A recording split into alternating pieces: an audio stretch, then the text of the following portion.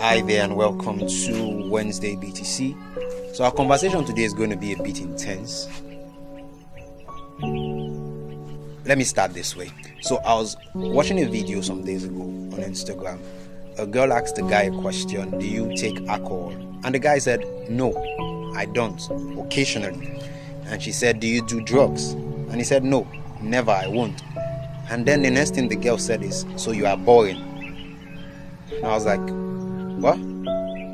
So a guy that does not do drugs, that does not abuse alcohol, is a boring guy?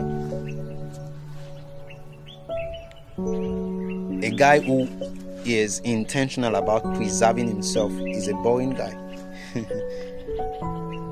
But that proves a point that I've always said, that we are losing the core value of life. We are losing the core value of life as young people. Because this was a young person. The girl was around 23. So a 23 years old girl is looking for a guy who either drinks excessively or does drugs. Because the next statement she said is, I need somebody I can have fun with. So fun for this 23 years old girl is tied to alcohol and drugs. And trust me, she is not saying that from a place of curiosity. She's saying that from a place of experience. She has done things like that.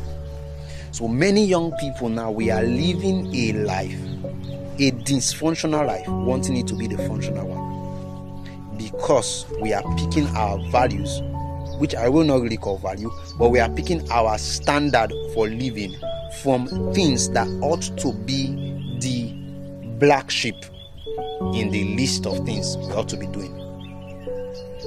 We decide to live the life that years ago people were cancelled or people were told not to live.